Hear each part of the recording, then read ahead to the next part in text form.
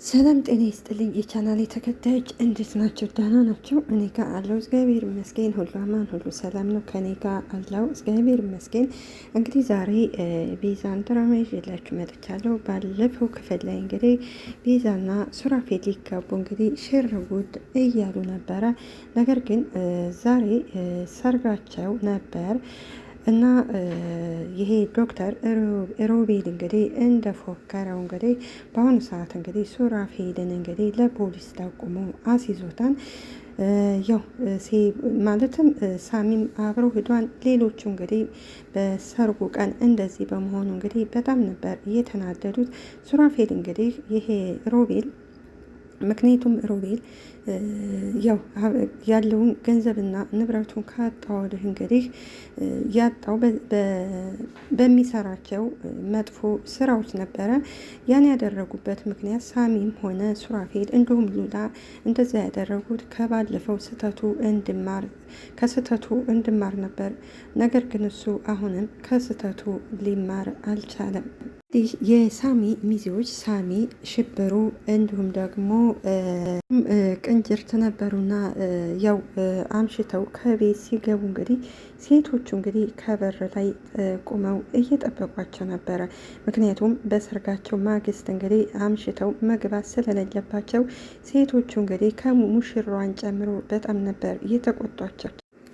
ቤዛም ከክላሷ ቁጭ ብላ ነበርና ሱራፌልም የኛማ ሙሽራ እጹብ ስራ ድንቅ እያለ እንግዲህ እየዘፋፈነ ወደ ቤዛ ክፍል ይሄዳል። ሱራፌልም ማሬ ልግባዊ ሲላት ቤዛም ከዛው ካመሸህበት እደር ትለዋለች። አመሰግናለሁ ብሎ ሱራፌል ወደ መኝታ ክላሳቸው ሲገባ ወደ ቤዛም እንግዲህ ግባ እኮ ወደ አላልኩም ከዛ ውጣ ነው ያልኩ ስትለው ሱራፌልም አመሰግናለሁ ብሎ ወደ ውስጥ ይገባል።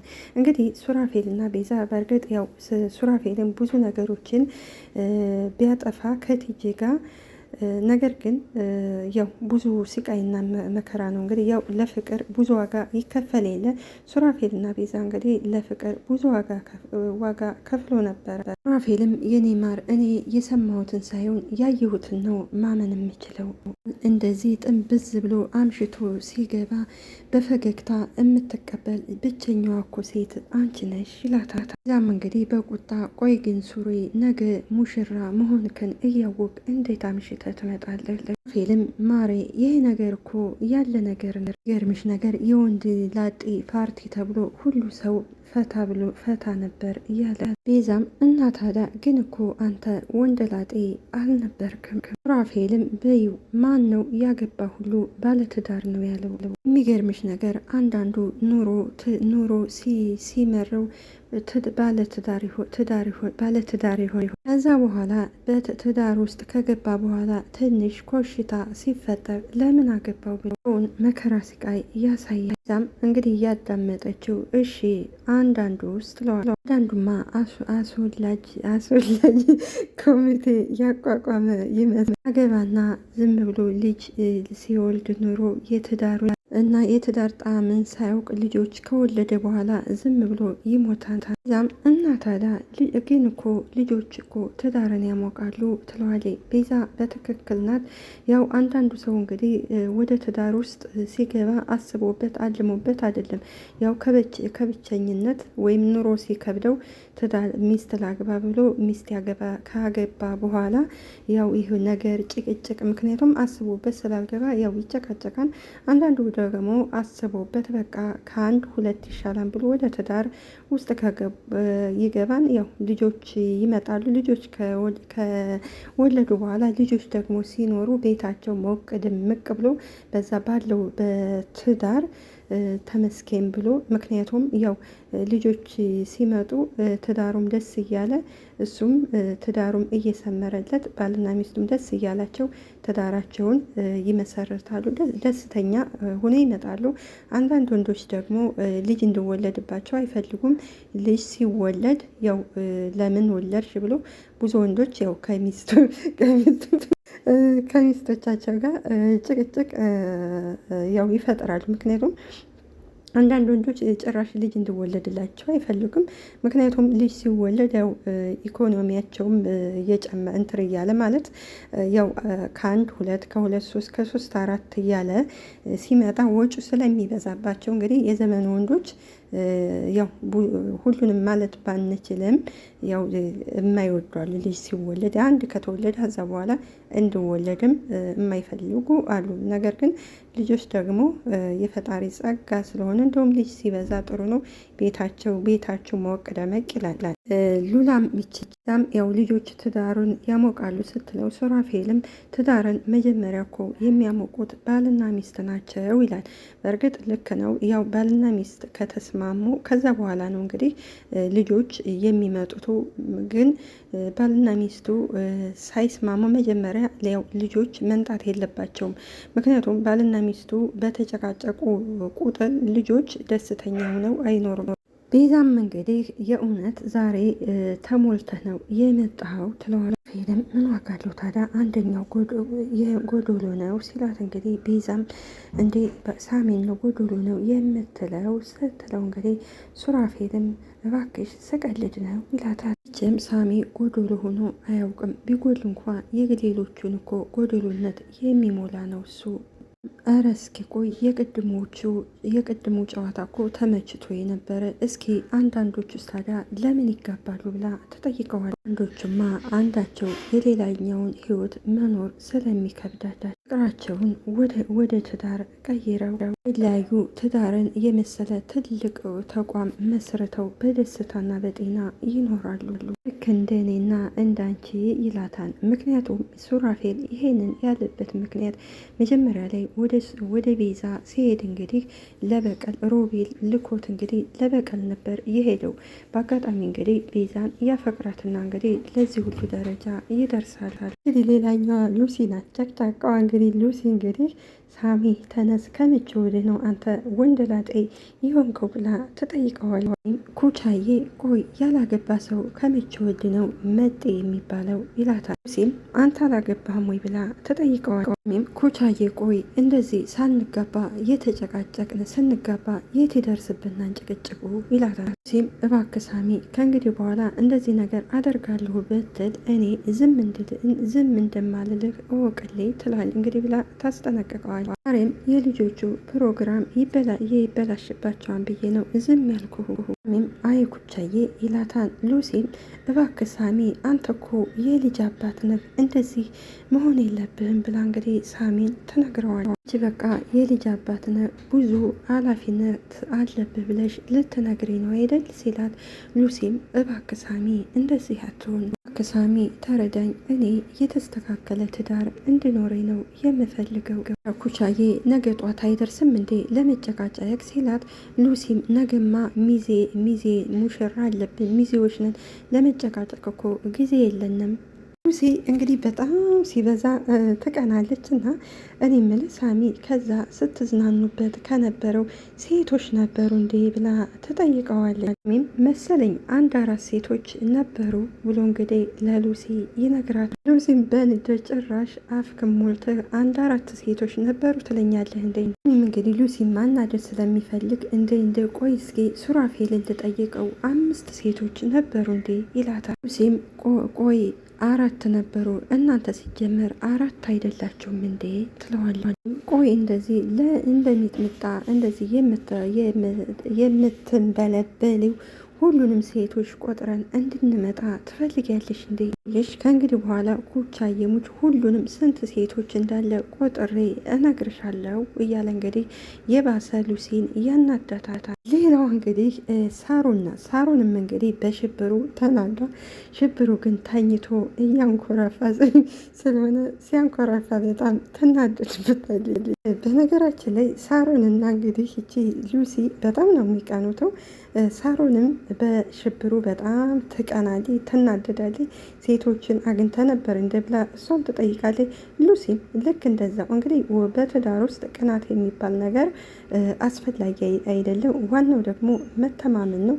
እንግዲህ ሳሮን ሽብሩ እያኮረፈ እንግዲህ እሱ እንቅልፍ ስለያዙ በጣም ስለተናደደ አቦ ይነቅ ትለዋለች። ሳሮንም እንግዲህ እንደዚህ ነው ታዲያ እንደዚህ ነው እንዴ ታዲያ ህይወቴን የምኖረው ብላ እንግዲህ ትጨነቃለች። ሳሮን እሱ ሰክሮ እየመጣ እንደዚህ እያኮረፈ እኔ ቁጭ ብዬ እሱን ልጠብቅ ነው ወይ ልቃጠል ነው ወይ ትላለች። እንደው ጌታዬ ወይ ምን አይነት ትዳር ውስጥ ነው የጨመርከኝ ትላለች። እንግዲህ አንዳንድ ወንዶች ያው ላጤ ሲሆኑ በጣም አስቸጋሪ ናቸው እና ወደ ትዳር ውስጥ ሲገቡ እንግዲህ ያው ትዳር ስለሆነ ትዳር እቃቃ ጨዋታ ስለሆነ ትዳር ከገቡ በኋላ ደግሞ ሰብሰብ ብለው እንግዲህ ትዳራቸውን ይመሰርታሉ። እና ምን ለማለት ፈልጌ ነው ሳሮንም ሆነ ሉሲ እንግዲህ በሽብሩና በሳሚ መናደድ የለባቸውም። ሳሮንም ቆይ መጀመሪያ ይንጋና እሺ የላጤ ዳንክራ እንዴት እንደሆነ አሳያለሁ እያለች እንግዲህ በጣም ትናደዳለች።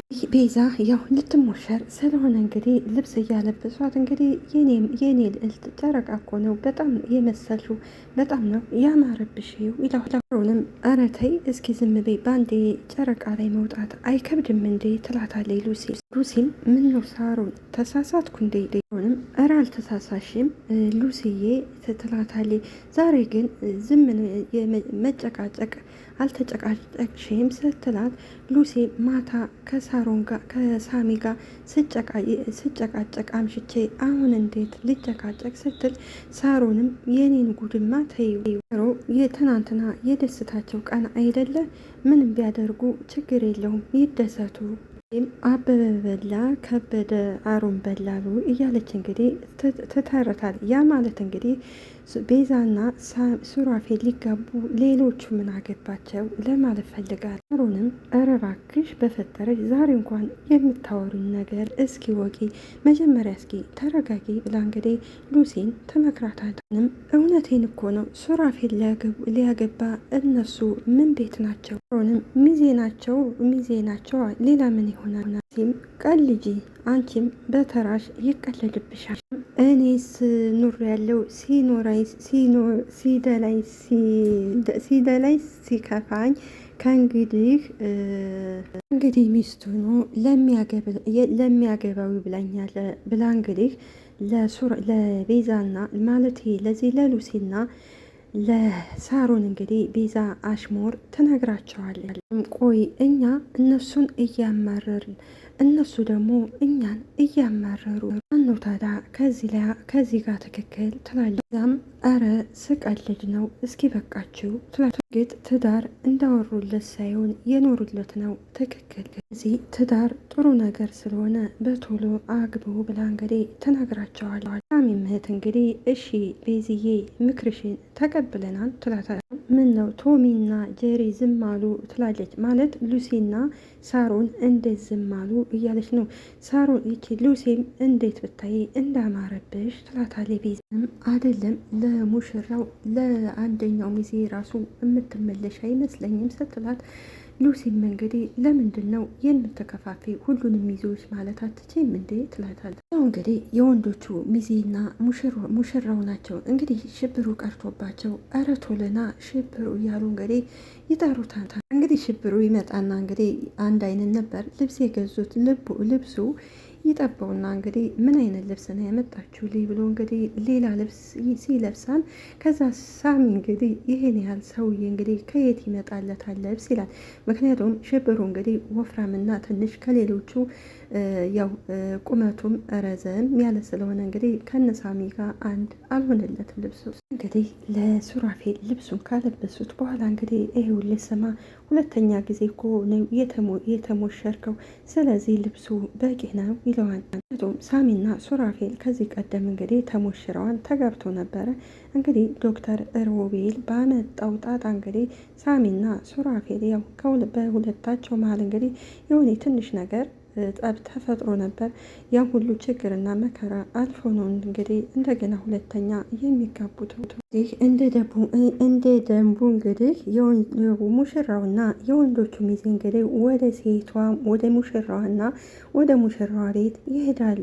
እንግዲህ ከነ ያው ወደነ ቤዛ ቤት እንግዲህ የዶክተር ሮቤል እንግዲህ ለፖሊሶች ይናገሩና እንግዲህ ፖሊሶቹ ወደነ ቤዛ ቤት ይሄዳሉ።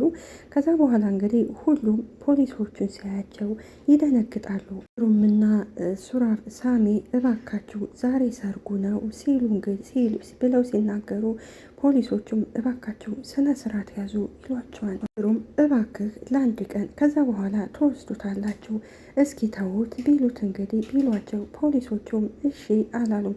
ምክንያቱም እንግዲህ ከዚህ ድራማ እንደምንማረው አንዳንድ ሰዎች እንግዲህ እስከ ዛሬ ዝም ቢሏችሁና ወይ ተጣልታችሁ ወይ የሆነ ነገር ሆኖ ልክ በደስታችሁ ቀን እንግዲህ ደስታችሁን የሚያበላሹ ሰዎች አሉ እና ዶክተር ሮቤልም እንግዲህ ይሄ ሱራፌል ወንድሙ ነው አይደለም፣ ወንድሙ ስለሆነ እስከ ዛሬ ዝም ብሎ ነበር እና ዛሬ እንግዲህ በሰርጉ ቀን ነው እንግዲህ ፖሊሶች ልኮ እያስያዘው። ምክንያቱም እንግዲህ ዶክተር ሮቤል ሱራፌልን ወደ ቤዛ ቤት ወይም ወደ ቤዛ ህይወት እንግዲህ እንዲገባ ያደረገው ቤዛን እንድበቀልለት